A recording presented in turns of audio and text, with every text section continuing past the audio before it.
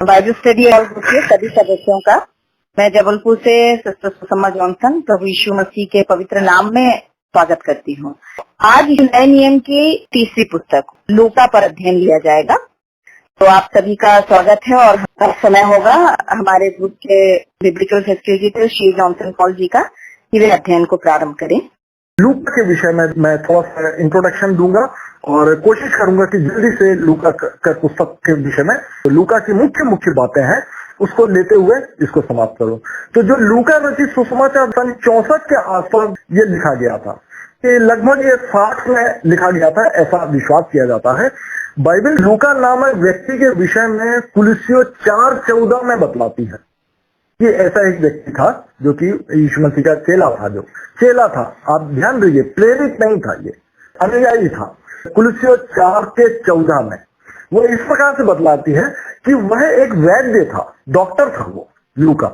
यह एक पढ़ा लिखा और विद्वान पुरुष था और इन्होंने नया नियम उसका 1/3 करीब 28% जो भाग है नया नियम का उसको लूका ने ही लिखा हुआ। लूका ने ही वो प्रेरितों के काम भी उन्होंने ही लिखा हुआ। लूका का नाम जो है नए नियम की पुस्तक में ये कुलुस्सियों के 4:14 में मिलता है। दूसरा तिमुथियों 4 अध्याय के 11वें वचन में भी मिलता है और फिलेमोन की पुस्तक में उसमें एक ही अध्याय है, फिलेमोन की पुस्तक में 24 आयत उसमें भी हम इसको देख सकते हैं लूका नाम को। तो कुलुस्सियों के 4 अध्याय के 10 से लेकर 14 के आधार पर हम कह सकते हैं कि लूका अन्य जाति व्यक्ति था ये। जैसे अपने मरकुस में देखा कि वह यहूदी था, लेकिन लूका जो था वह अन्य जाति व्यक्ति था। इसने भी सुसमाचार सुनकर ही यीशु मसीह पर विश्वास किया था और परंपरागत रूप से माना जाता है कि लूका को इतिहास लिखने में बड़ी रुचि थी। कई लोगों को रहता है इतिहास की बातें लिखने का, कई बड़े बड़े इतिहासकार हुए हैं क्योंकि ये विद्वान था और डॉक्टर था और इसको इतिहास को लिखने में भी बड़ी रुचि थी। इसीलिए लूका के 3 अध्याय में इन्होंने वंशावली लिखी है, यीशु मसीह की वंशावली लिखी है जो कि परमेश्वर तक जाती है। मैंने पिछली बार जब मैथ्यू का लिया था वंशावली तब मैंने बताया था कि यह लूका में जो वंशावली पाई जाती है वह माता मरियम की वंशावली इससे माना जाता है। दोनों ही जोसेफ और माता मरियम दोनों ही यहूदी थे और दोनों ही राजा दाऊद के वंशज थे, लेकिन जोसेफ जो थे वो राजा दाऊद का जो पुत्र था सुलेमान उसके वंशज था, लेकिन माता मरियम जो थी वो दाऊद का एक और पुत्र हुआ है नातान, उसका वंशज था, जो कि लूका के 3 अध्याय में इन्होंने लूका में लिखा हुआ है। ये वंशावली के बारे में लिखा है। इन्होंने जो है प्रेरितों के काम भी लिखा है और उन्होंने आप देखेंगे कि प्रेरितों के काम में जो विभिन्न प्रेरित और चेलों के जो प्रचार यात्रा की गई है उन घटनाओं पर भी इन्होंने विस्तृत वर्णन किया। तो इस प्रकार से हम देख सकते हैं कि इनको इतिहास लिखने में बड़ी रुचि थी और उन्होंने ऐतिहासिक रूप से ही अपनी बातों को लूका में और प्रेरितों के काम में भी लिखा। लूका क्योंकि पढ़े लिखे और विद्वान थे इसलिए इस बात का प्रमाण जो है लूका रचित सुसमाचार की पुस्तक में मिलता है कि उन्होंने घटनाओं को प्रत्यक्षदर्शियों के साथ में मिलकर जो घटनाएं घटी थी उन प्रत्यक्षदर्शियों से मिलकर उन्होंने ये बातें लिखी है। इसके अलावा जो यीशु मसीह के बचपन की बहुत सी बातें इन्होंने लिखी हुई है और विश्वास किया जाता है कि इन्होंने स्वयं माता मरियम से मिलकर ये बातें लिखी हुई है। तो ये बातें जो है लूका, हालांकि ये प्रेरित नहीं था, एक शिष्य था, एक चेला था, एक अनुयायी था, उसकी पूरी बातों पर हम विश्वास कर सकते हैं। लूका रचित सुसमाचार पुस्तक में लूका ने अनेक पुराने नियम के संदर्भ भी इन्होंने दिए हुए। यीशु मसीह के जो 12 वर्ष की उम्र तक की घटनाओं का वर्णन इन्होंने लूका 1 अध्याय के 5 से लेकर 2 अध्याय के 52 आयत तक यीशु मसीह के बचपन की घटनाओं के विषय में इन्होंने बतलाया है।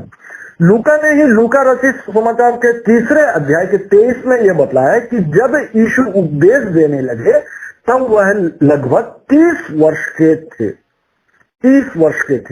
ये जो बात है यह लूका रचित सुसमाचार में ही पाया जाता है। ये उम्र की बात जो है 30 वर्ष देखेंगे, एक अपने को 12 वर्ष तक का अपने को मालूम है यीशु मसीह के विषय में सुसमाचार में मिलता है और इसके बाद जो 30 वर्ष की घटनाएं जो मिलती है। इसके बीच में जो 18 वर्ष का है उसको मिसिंग ईयर बोला जाता है, मिसिंग ईयर, क्योंकि उन 18 वर्षों के बारे में सुसमाचार की पुस्तक में नहीं पाया जाता। लूका ने बताया कि 30 वर्ष की उम्र में उन्होंने वह सेवा कार्य प्रारंभ किया यीशु मसीह ने। यह इसलिए भी 30 वर्ष की उम्र जो है वह व्यवस्था में या ओल्ड टेस्टामेंट में या अपने जो पहले 5 पुस्तकें हैं पेंटेतक में, उसमें दिया हुआ है कि 30 वर्ष की उम्र में ही लेवी जो याकूब के 12 पुत्रों में से एक लेवी पुत्र था, उसको परमेश्वर ने अपनी सेवा के निमित्त चुन लिया था और वे निवास स्थान या टैबरनेकल में परमेश्वर के लिए सेवा का कार्य करते थे। तो उसकी उम्र जो है 30 वर्ष ठहराई गई थी पुराने नियम में। इसी 30 वर्ष को यीशु मसीह के लिए भी ठहराया गया कि वह सेवा का कार्य करे।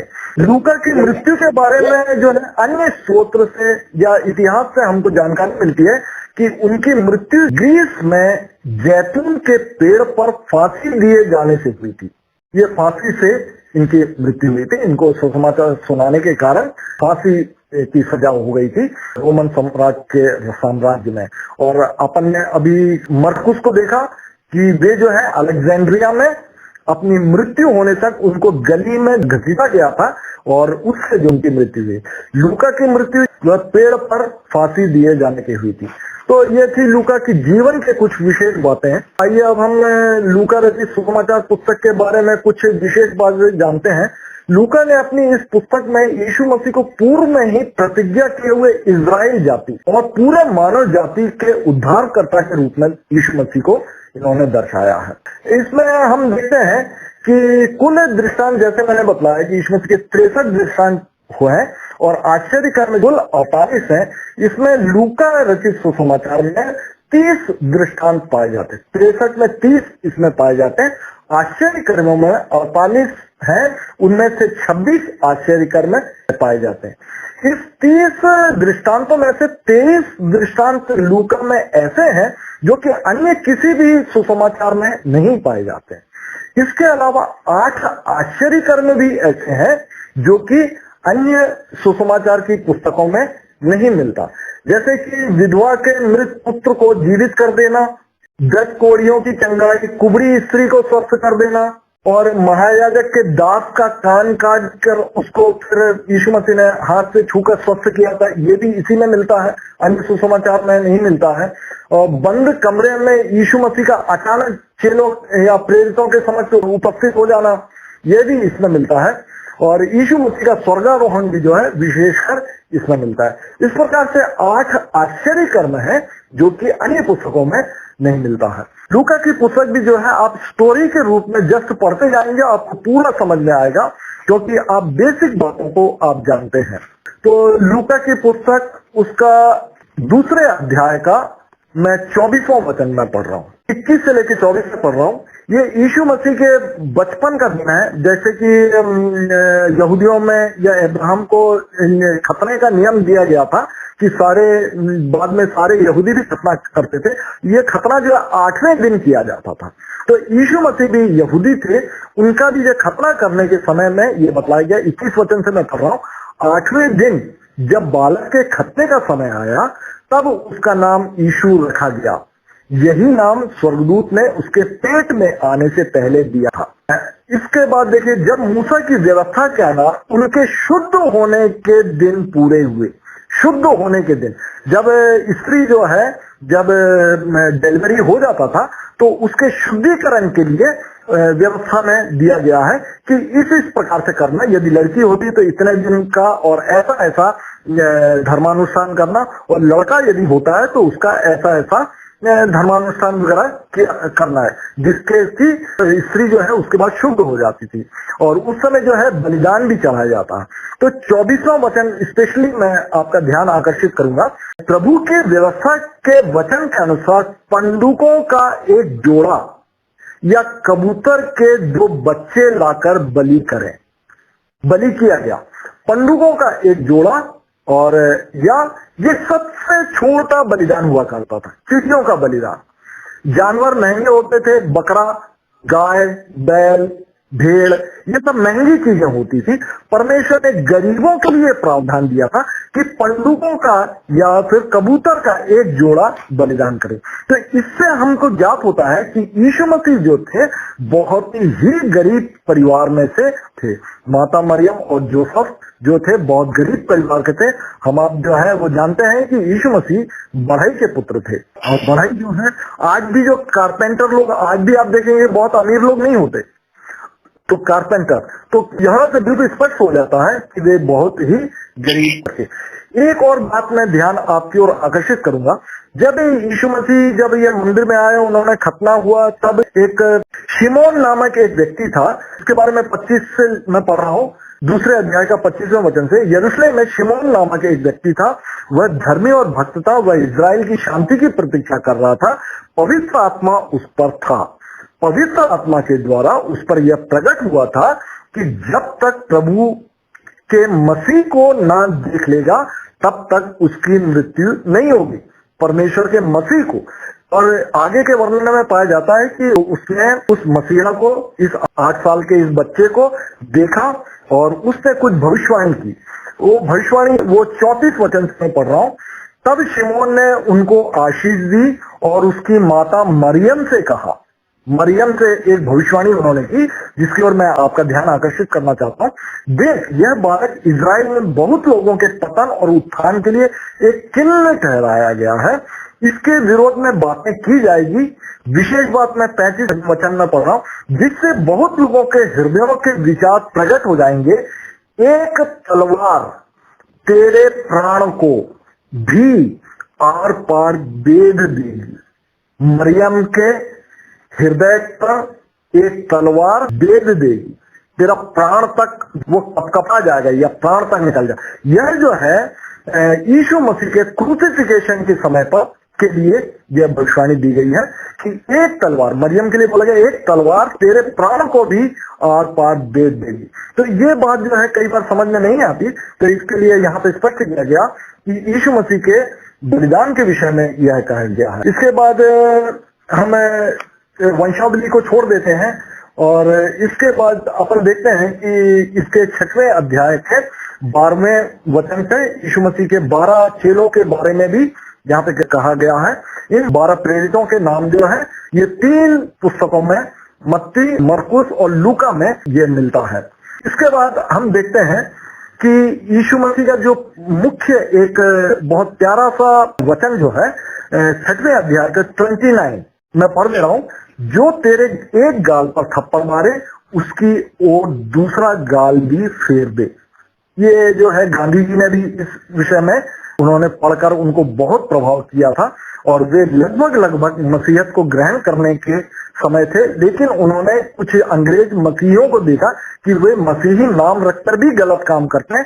इस वजह से गांधी जी मसीहत में नहीं आ पाए। लेकिन उनको यह वचन जो है बहुत उनको इम्प्रेस किया था कि जो तेरे एक गाल पर थप्पड़ मारे उसकी ओर दूसरा गाल भी फेर दे। एक और वचन 37 में है, 6 का 37, दोष मत लगाओ तो तुम पर भी दोष नहीं लगाया जाएगा। यह हमारे लिए है। कुछ वचन जो है अंडरलाइन आप कर सकते हैं इसको, दोष मत लगाओ तो तुम पर भी दोष नहीं लगाया जाएगा। जिस नाप से तुम नापते हो उसी नाप से तुम्हारे लिए भी नापा जाएगा। और इसका मैं 6वें का 44 वचन में पढ़ दे रहा हूं। हर एक पेड़ अपने फल से पहचाना जाएगा। हर एक पेड़ जो है अपने फल से पहचाना। हम कितने हरे भरे हैं, हरे भरे खूब फल फूल रहे हैं, हमारी पत्तियां जो हैं वो पूरी हरी हरी है। लोग देखकर बोलते हैं कि देखो ये कितना फलवंत है। फलवंत बोलने से इसका फल नहीं लगे हैं, लेकिन उनकी पत्तियां जो हरी भरी है। लेकिन बाइबल ये बोलती है कि उसका फल जो है, हमारा आपका फल से ही परमेश्वर हमको पहचानेगा। हर एक पेड़ अपने फल से पहचाना जाएगा। तो ये लूक में अपने को मिलता है कुछ वचन इस प्रकार से। इसी प्रकार से 8वें अध्याय का 15 वचन में पढ़ रहा हूं। अच्छी भूमि के बीज वे हैं जो वचन सुनते हैं और उसको अपने भले और उत्तम मन में संभाले रहते हैं और धीरज से फल लाते हैं। ये बीज बोने वाले के दृष्टांत में यह कहा गया है, अच्छी भूमि के बीज वे हैं तो हमको आपको अपनी भूमि को उर्वरक बना के रखें। उर्वरक का मतलब है कि खूब जोतें अपनी भूमि को, ताकि भूमि बिल्कुल नरम हो जाए और उसमें जब परमेश्वर का ये वचन रूपी बीज डाला जाए तो वह अंकुरित हो और 30 गुना, 60 गुना और 100 गुना वो फल लाने वाले हम बन सकें। तो यहाँ पर बोला गया अच्छी भूमि के बीज वे हैं जो वचन सुनते हैं और उसको अपने भले और उत्तम मन में संभाले रहते हैं और धीरज से फल लाते हैं। बड़े धीरज के साथ में हमारा फल जो है वह उत्पन्न होने देना चाहिए। इसके बाद 10वें अध्याय का 18 वचन में पढ़ रहा हूं। यीशु मसीह ने कहा था, मैंने शैतान को बिजली के समान स्वर्ग से गिरा हुआ देखा। यीशु मसीह के ये वचन है, मैंने शैतान को बिजली के समान स्वर्ग से गिरा हुआ देखा। तो ये उस समय की बात है जब स्वर्ग में लूसीफर था और लूसीफर ने जो घमंड किया था और उस समय उसको स्वर्ग से बाहर धकेल दिया गया था, गिरा दिया गया था। इस विषय में यीशु मसीह का यहाँ पे ये अकेला वचन यहाँ मिलता है, मैंने शैतान को बिजली के समान स्वर्ग से गिरा हुआ देखा। तो ये कुछ बातें थी लूका रचित सुसमाचार में। एक हास्यास्पद, एक हंसने वाला, एक अजीब सा वाक्य इसमें मुझे मिला है 13 अध्याय का 32वां वचन। थोड़ा सा मैं 21 भी पढ़ रहा हूं। उसी समय कई फरीसी यीशु के पास आए, उन्होंने यीशु से कहा, यहाँ से निकल कर चले जाइए, क्योंकि राजा हेरोदेस आपको मार डालना चाहता है। जब यीशु मसीह प्रचार कर रहे थे तो फरीसी लोग तो इनके पीछे पड़े हुए थे। उन्होंने बोला कि देखो यहाँ से चले जाओ, नहीं तो हेरोदेस राजा जो है वो आपको मार डालना चाहता। तब यीशु मसीह का वचन देखिए, यीशु ने उनसे कहा, जाकर उस लोमड़ी से कह दो, कि देख, मैं आज और कल दुष्ट आत्माओं को निकालूंगा और बीमारों को स्वस्थ करूंगा और तीसरे दिन यह काम मैं पूरा करूंगा। यहाँ पर उसने हेरोदेस को लोमड़ी करके कहा। यीशु ने उनसे कहा, जाकर उस लोमड़ी से कह दो। तो ये थोड़ा सा हास्यास्पद लगता है, थोड़ा मजेदार भी लगता है कि यीशु ने जो है इस तरह भी उस व्यक्ति को कहा और उन्होंने बतलाया कि मैं जिस काम के लिए आया हुआ हूं वो बिना किए हुए मैं किसी भी रूप में यहाँ से नहीं जाने वाला। एक 16 अध्याय का 10वां वचन जो मुझे अच्छा लगता है वह इस प्रकार से पाया जाता है, जो थोड़े से थोड़े में सच्चा है वह बहुत में भी सच्चा है, और जो थोड़े से थोड़े में अधर्मी है वह बहुत में भी अधर्मी है। तो हमें छोटी छोटी बातों में भी बहुत ईमानदारी से हमको पेश आना चाहिए। इसके बाद 17वें अध्याय का पहला वचन पाया जाता है, यीशु ने अपने चेलों से कहा, हो नहीं सकता कि मनुष्य परीक्षा में पड़कर पाप ना करे। मतलब हम आप जो हैं जीवन भर पाप करते रहेंगे, यह निश्चित है। बाइबल बतलाती कि कोई धर्मी नहीं, एक भी धर्मी नहीं, लेकिन हम विश्वास के द्वारा, जैसे हबक्कुक की पुस्तक में और रोमियो में भी बतला गया, हम विश्वास के द्वारा धर्मी ठहरा जाते हैं। इसके अलावा बाइबल और भी बतलाती है, तो क्या हम पाप करते हैं? कदापि नहीं। जब हम एक बार विश्वास कर लेते हैं और उस सच्चाई को चख लेते हैं तो हम पाप से दूर होने का कोशिश करते हैं। लेकिन इसके बावजूद भी यीशु मसीह ने कहा, हो नहीं सकता कि मनुष्य परीक्षा में पड़कर पाप ना करें, परंतु हाय उस मनुष्य पर जिसके कारण कोई व्यक्ति परीक्षा में पड़ता है, उसके गले में जो है चक्की का पाट डालकर समुद्र में डाल दिया जाएगा। तो हम कोशिश करें हम किसी के ठोकर का कारण ना बने कभी भी। ये मुझे बहुत पसंद ही आयत और इसलिए इस बात को मैंने विशेष तौर पे बताया। और बतलाया गया है 3रा और 4था वचन, यदि तेरा भाई अपराध करे तो उसे समझा, और यदि वह पछताए तो उसे क्षमा कर। यदि दिन भर में वह 7 बार तेरा अपराध करे, 7 बार तेरे पास आकर कहे मैं पछताता हूं, तो उसे क्षमा कर। तो यीशु मसीह के ये कुछ विशेष वचन है जो कि हमें लूका रचित सुसमाचार में मिलता है। मैं एक बात और कह के मैं समाप्त करूंगा। इसमें 23वें अध्याय 26 वचन से आगे ये यीशु मसीह के क्रूसिफिकेशन के टाइम के बारे में बतलाया गया। इसमें 34वां वचन, 23 अध्याय का 34वां वचन, इसमें यीशु मसीह के जो क्रूस पर 7 वचन कहे गए हैं उसमें पहला वचन पाया जाता है। लूका 23 का 34वां वचन, हे पिता इन्हें क्षमा कर, क्योंकि ये नहीं जानते कि क्या कर रहे हैं। ये यीशु मसीह के क्रूस पर 7 वचनों में पहला वचन है, और इसकी 23 का 43 में दूसरा वचन भी पाया जाता है, जो कि यीशु मसीह ने अपने दाहिने हाथ के डाकू था उससे कहा था, आज ही तू मेरे साथ स्वर्गलोक में होगा। तो पहला और दूसरा वचन जो क्रूस पर था वह लूका में पाया जाता है। इसके अलावा अंतिम जो 7वां वचन है वह भी लूका में पाया जाता है, जो कि लूका के 23 के ही 46 वचन में इस प्रकार से पाया जाता है, हे पिता मैं अपनी आत्मा तेरे हाथों में सौंपता हूं। इस प्रकार से यह कहकर उन्होंने प्राण त्याग दिए। तो इस प्रकार से ये लूका भी आज समाप्त होता है, और मुख्य मुख्य बातें मैंने कही है, और मैंने बताया कि मत्ती, मरकुस, लूका 3 सुसमाचार ऐसे हैं जो कि आप जस्ट पढ़ते जाइए, आपको पूरा समझ में नहीं आता जाएगा। तो इस प्रकार जो है आज का लूका रचित सुसमाचार अध्ययन समाप्त होता है।